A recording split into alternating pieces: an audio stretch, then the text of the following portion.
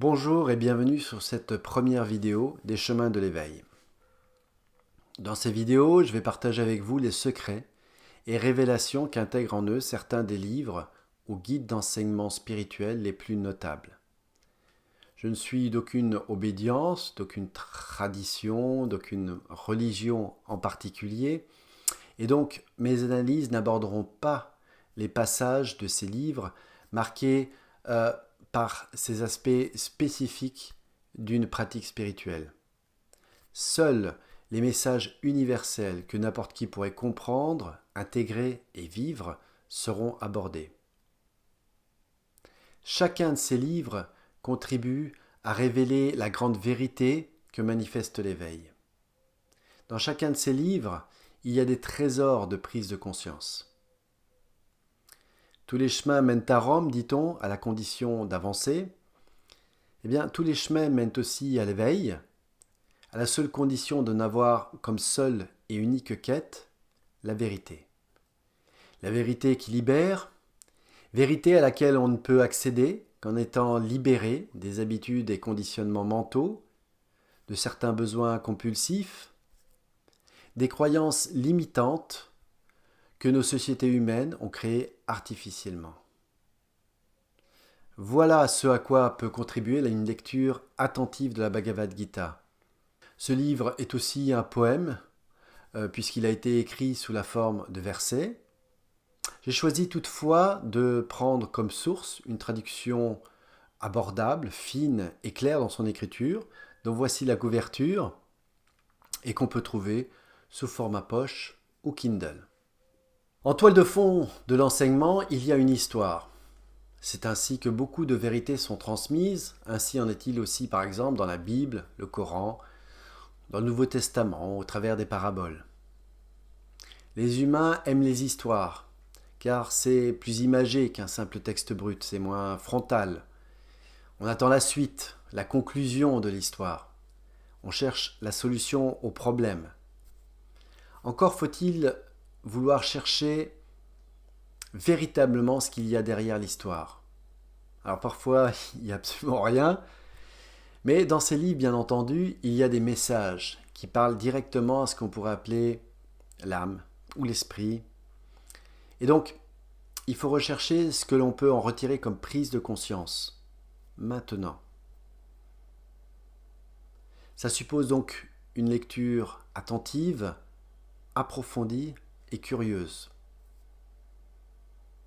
Et cela suppose de ne pas trop s'attarder sur les passages qui ont trait au traditionnel, au culturel, au rituel, au temporel, qui pourraient rebuter, brouiller ou éloigner le lecteur qui ne vient de nulle part en particulier, qui recherche juste la vérité derrière toutes les affirmations.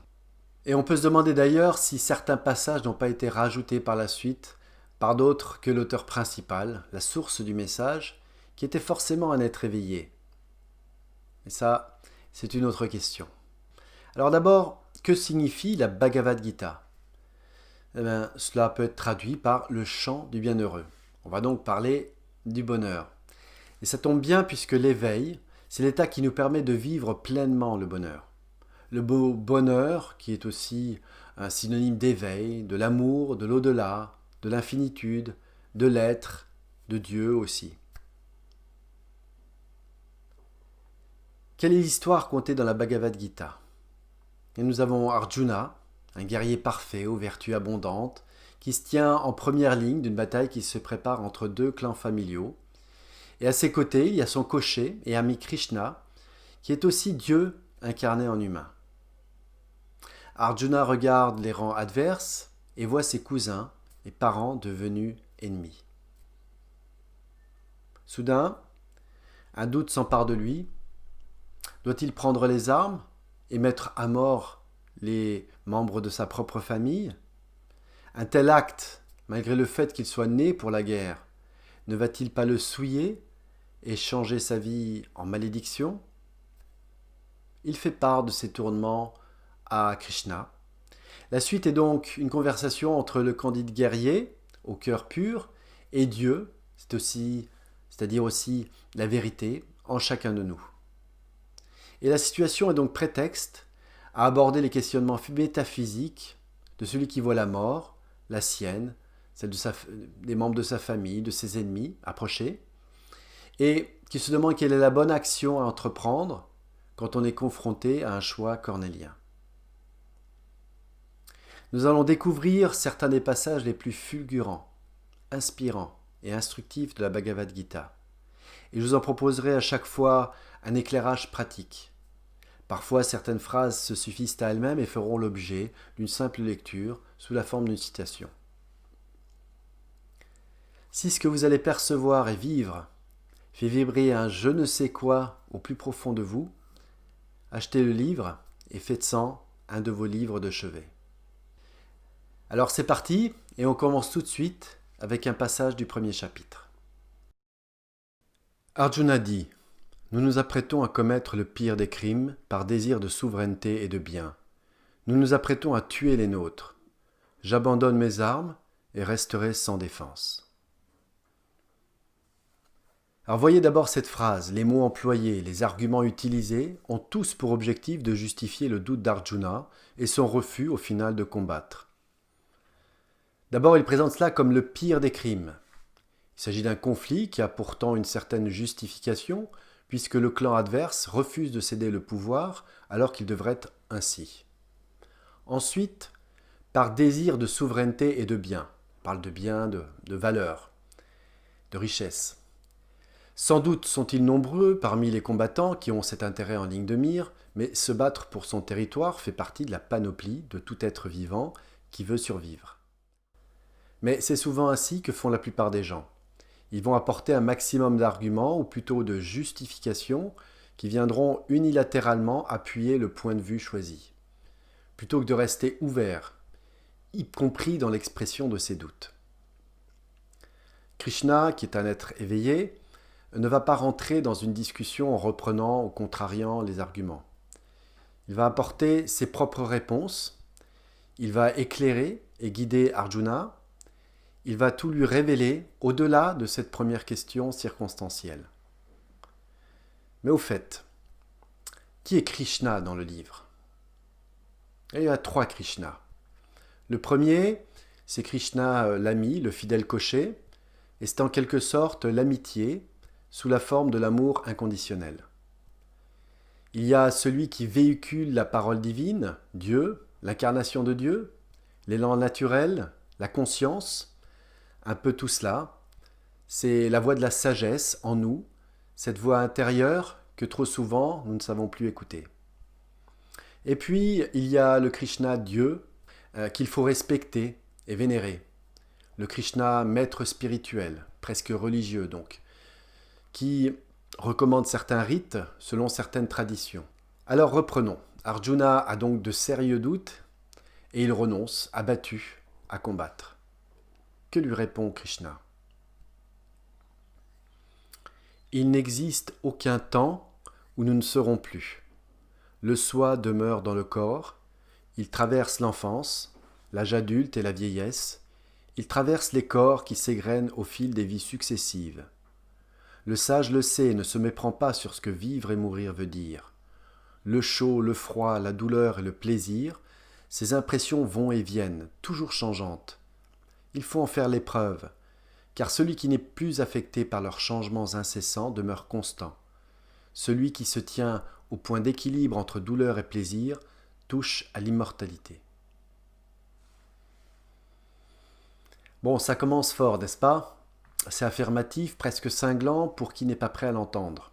Il s'agit pourtant d'un des plus beaux éclaircissements énoncés au sujet de l'éveil et de la libération de l'esprit, hormis la référence à la réincarnation qui est propre à la spiritualité orientale.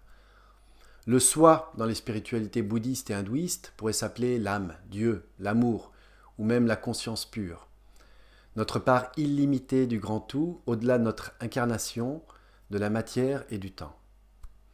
Donc, essayez de vous recentrer, de laisser côté tout ce que vous croyez, ce en quoi vous croyez encore, et écoutez à nouveau attentivement ce passage avec un cœur et un esprit libérés de tout. Il n'existe aucun temps où nous ne serons plus. Le soi demeure dans le corps. Il traverse l'enfance, l'âge adulte et la vieillesse. Il traverse les corps qui s'égrènent au fil des vies successives. Le sage le sait et ne se méprend pas sur ce que vivre et mourir veut dire. Le chaud, le froid, la douleur et le plaisir, ces impressions vont et viennent, toujours changeantes. Il faut en faire l'épreuve, car celui qui n'est plus affecté par leurs changements incessants demeure constant. Celui qui se tient au point d'équilibre entre douleur et plaisir touche à l'immortalité. D'abord, il n'existe aucun temps où nous ne serons plus. Le temps n'existe pas vraiment au regard de ce que nous sommes réellement. En quelque sorte, le temps, c'est une illusion. Ce que nous sommes n'est donc ni dans le passé, ni dans le futur. On touche là à cette intuition d'infini et d'absolu, d'immortalité qui vit en chacun de nous. Cette intuition d'infini que l'on ressent lorsqu'on est pleinement dans le présent. Accueillez le message et surtout, accueillez cette intuition en vous. Laissez votre mental de côté qui voudra essayer de comprendre ou de réfuter. Le mental est un filtre opaque qui ne pourra jamais vous permettre d'accéder à la pleine compréhension de cette révélation. Celui qui n'est plus affecté par les changements incessants des impressions demeure constant. Lorsque Krishna parle des impressions, il parle tout simplement des émotions. Les émotions vont et viennent selon que les événements que nous vivons vont dans le sens ou non de nos attentes, nos croyances et nos peurs psychiques et psychologiques. Et donc forcément, si on n'est plus touché émotionnellement par les événements, que ce soit vers ce qu'on appelle le haut ou le bas, alors on est constant, on est présent. Celui qui se tient au point d'équilibre entre douleur et plaisir touche à l'immortalité. Ne sous-estime pas l'emprise des sens, qui reste tyrannique, même chez les hommes les plus avisés. Pour contenir leur flot et la faim qu'ils suscitent, le sage prête une attention de plus en plus exclusive à son propre soi. Les sens sont ainsi maîtrisés et l'esprit trouve un sol ferme où se poser. Se tenir au point d'équilibre entre douleur et plaisir implique forcément qu'on est au-delà des émotions, qu'on est maître de soi, en harmonie avec le soi. Et ce faisant, on est dans cette dimension immortelle du soi, de l'âme. On touche à l'immortalité, c'est-à-dire à l'infini, à l'absolu. Les émotions conduisent à la douleur ou au plaisir, à la souffrance psychique ou à l'idée de ce qu'on se fait du bonheur. Par exemple, on va croire que le bonheur, c'est de partir en vacances loin de chez soi. On va donc rechercher le bonheur loin de chez soi, puisque notre nature est d'aller vers le bonheur. Mais on confond, là et le plus souvent, plaisir et bonheur. Krishna. Le soi véritable ne périt pas lorsque meurt le corps. Nulle dague ne saurait le blesser, nul feu ne saurait le brûler, nulle eau ne saurait le noyer, nul vent ne saurait le dessécher. Le soi ne peut être atteint par tout cela. Il est éternel, omniprésent, égal en tout. Rien n'est véritablement et fondamentalement grave, pas même la mort au regard de ce que nous sommes réellement derrière le corps, c'est-à-dire le soi. Donc, les choix qui seraient dictés par la peur de la mort sont des choix inconscients, qui nous sortent de notre véritable nature.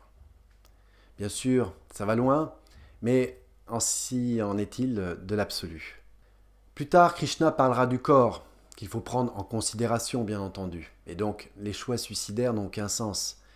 Il parle ici simplement de la peur de la mort en tant que peur de la fin, peur que tout se termine. Si on reste constamment dans cette peur, on ne peut pas faire les bons choix qui devraient être ceux de la vie. Il n'y a qu'une seule chose à prendre en considération, ton devoir. Ne considère que ton devoir, et rien ne te fera plus hésiter. Or, quel est le devoir d'un guerrier ? Aller au combat. Alors ici, j'ai quelques réserves. Krishna veut instruire Arjuna sur ce qu'est un bon choix. Il parle de devoir. Et ce mot est fort. Il intègre en lui une dimension d'obligation, de destin écrit. Mais surtout, afin d'expliquer ce qu'est le devoir d'Arjuna, il prend un aspect de sa personnalité, celle d'être un guerrier. Il ne sera pas toujours guerrier, il n'a pas toujours été guerrier, il ne sera pas toujours guerrier. Sans doute l'influence culturelle de l'Inde avec ses castes a-t-elle dû influencer l'insertion de ce passage. Toutefois, si on lit tous les chapitres qui traitent du choix et du destin, et si on relativise la lecture selon les traditions culturelles et religieuses de l'Inde, on peut goûter à ce que devrait être, selon Krishna, le bon choix.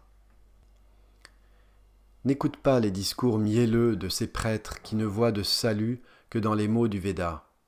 Ils sont esclaves du désir et n'espèrent que des plaisirs divins. Cette voie conduit à nourrir le karma et à renaître ainsi encore et encore. Ils se perdent dans des rites compliqués et n'aspirent qu'à acquérir plus de jouissance et de pouvoir. De tels hommes à l'esprit égaré ne seront jamais en rapport à la vérité. Les Védas parlent des phénomènes déterminés. Or, Arjuna, il faut te libérer de la sphère des déterminations, de la dualité, et, croissant dans la pureté, au-delà de l'esprit d'acquisition, atteindre la plénitude du soi. On a ici une critique à peine voilée des pratiques religieuses et spirituelles qui conduisent leurs adeptes, alors qu'ils recherchent l'éveil, à se perdre dans un nouvel environnement matérialiste et duel, plein de croyances et d'obligations, et donc à rester dans l'inconscience. C'est aussi une forme de dénonciation de ce qu'on appelle aujourd'hui l'ego spirituel. C'est-à-dire que si on reste dans le terrestre, la matière, au travers des rites et dogmes et des histoires miraculeuses, on continue à chercher une vérité sublime en ce monde, alors qu'elle n'y est pas. En quelque sorte, n'écoute que ton cœur ou ton esprit. À noter que ce passage rentre quelque peu en contradiction avec d'autres passages du poème qui valorisent certains rites et pratiques en les conditionnant à l'accès à l'éveil. C'est pourquoi, je répète, il faut avoir une lecture libre de la Bhagavad Gita pour n'en garder que son message spirituel, universel et intemporel.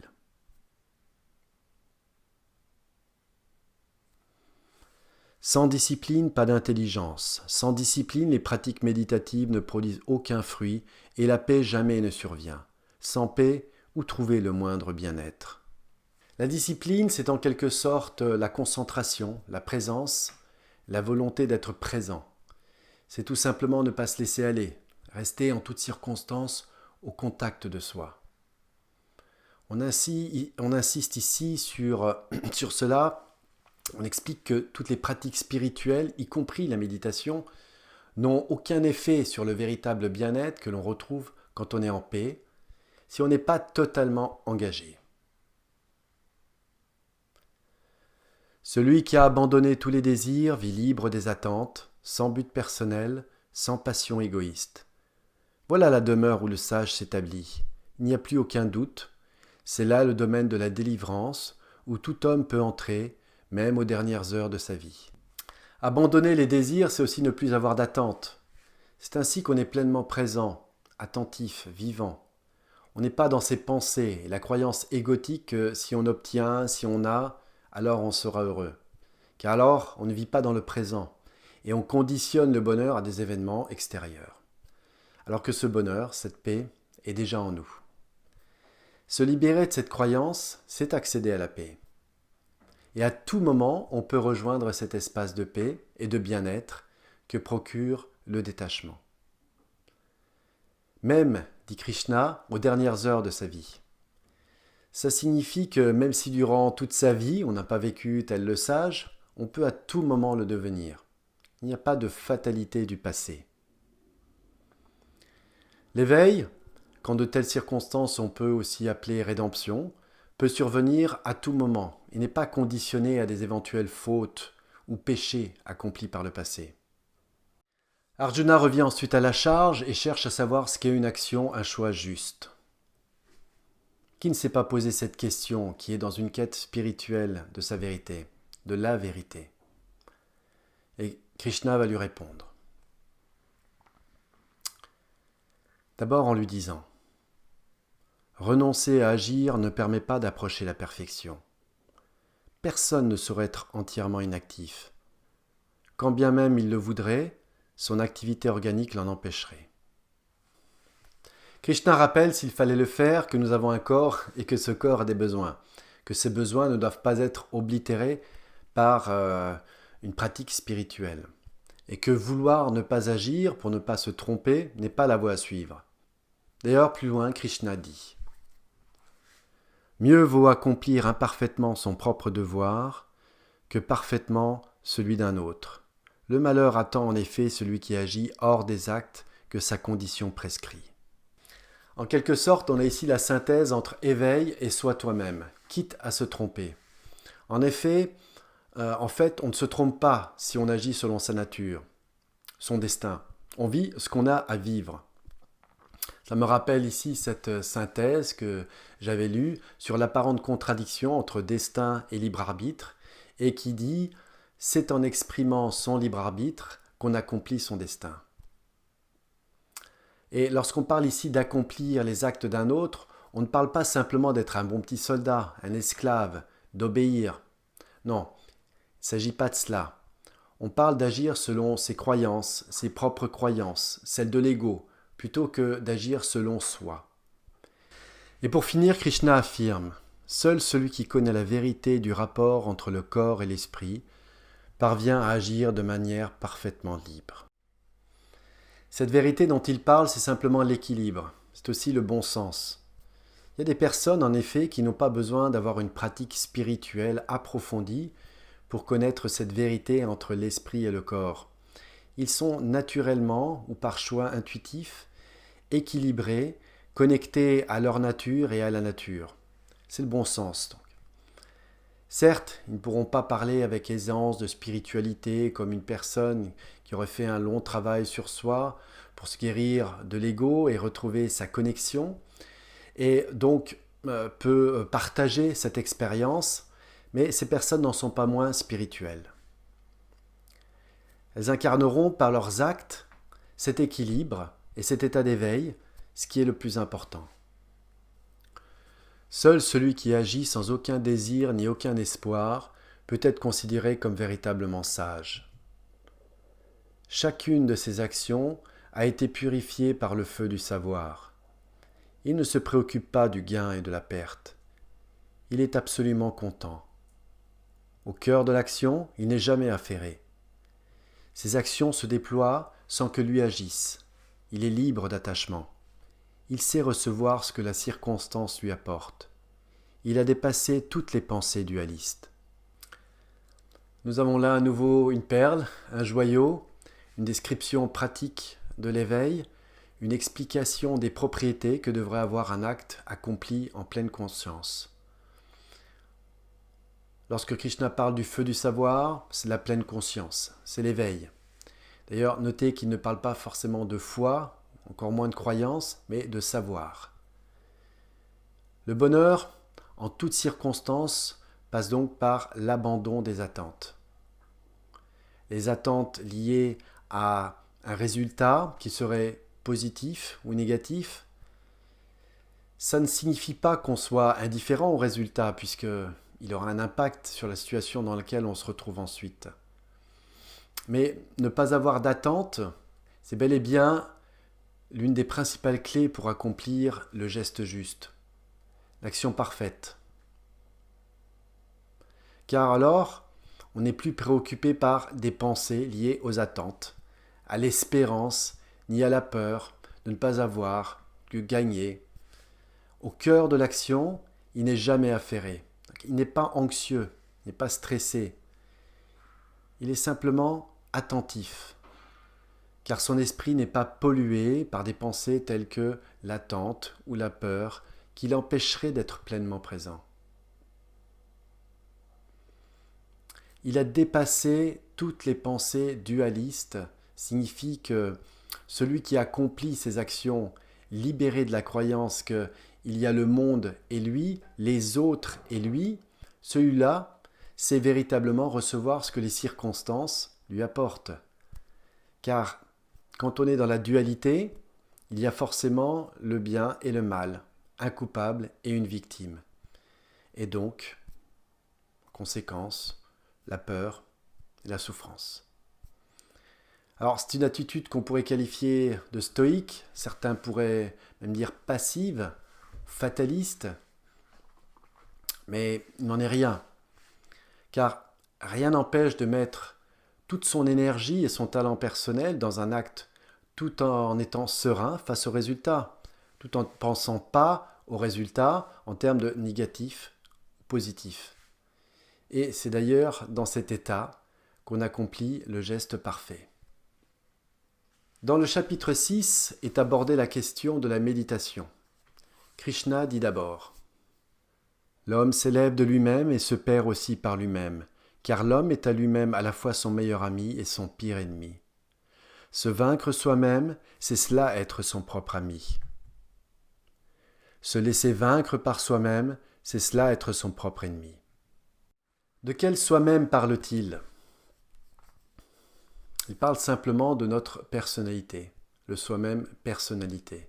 Il parle de ce que nous croyons être, l'image que nous donnons aux autres ou l'image que nous aimerions que les autres aient de nous. Et prendre le pouvoir sur ce soi-même, c'est être son propre ami parce qu'on est véritablement soi.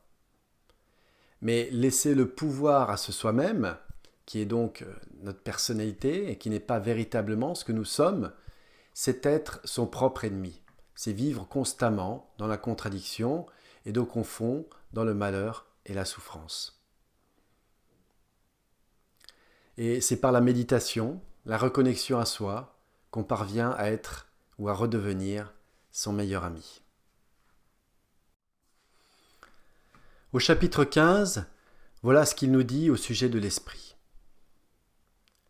Dans le monde des êtres animés, une part de moi apparaît sous la forme d'une entité spirituelle éternelle. Elle est à l'origine des 5 sens et du mental qui animent la matière en se liant à elle. Cette entité divine, ce Seigneur, prend possession des corps et les abandonne ensuite, entraînant dans sa course les sens et la conscience, comme le vent entraîne les fumées d'encens. C'est beau, n'est-ce pas ? Alors, dans le monde des êtres animés, il parle bien entendu de notre univers, de la réalité dans laquelle nous évoluons. Et l'esprit serait une émanation de Dieu, du grand tout, intégré à un corps, à l'origine des sens et de la réflexion. On pourrait dire qu'aujourd'hui, les sens et la réflexion, le mental, ont pris le plus souvent le pouvoir sur l'esprit, alors qu'il devrait être à son service. Mais il y a encore des esprits éveillés qui résistent et savent que c'est en inversant ce fonctionnement, source de souffrance et de destruction, qu'on revient à sa véritable nature. Dans le 16e chapitre, qui s'appelle « Voix divine et démoniaque », Krishna ne fait pas dans la dentelle. Et voilà ce que ça donne. L'absence de peur, la beauté d'âme, la diligence dans la recherche de la connaissance, la générosité, la parfaite tenue, l'observance du sacrifice, la récitation du Veda, l'ascèse et l'honnêteté, la douceur, la sincérité, la complète patience, le détachement, la tranquillité, la justesse, la tendresse envers tous les êtres, l'absence de toute vénalité, la dignité, l'humilité, le calme, la vigueur, la diligence, la détermination, la pureté, l'absence de malice et de vanité, telles sont, Arjuna, les dispositions de celui qui est né pour suivre la voie divine. Duplicité, orgueil, mépris, colère, cruauté et ignorance appartiennent à celui qui est né pour suivre la voie démoniaque. Bon, alors il ne faut pas se mettre trop la pression. Ce n'est pas tout blanc ou tout noir. Ce sont des indicateurs.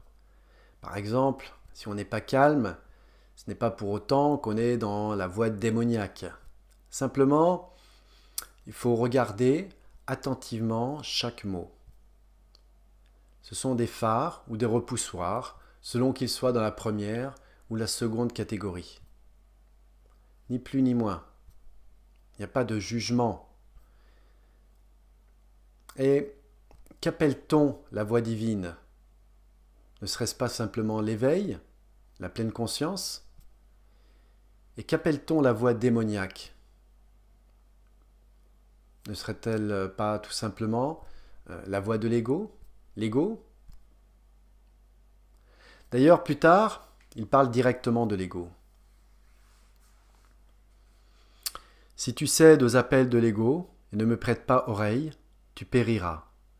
Ces appels de l'ego te font hésiter face au combat à mener, mais tes velléités sont sans importance au regard du mouvement de ta nature qui te porte à la guerre.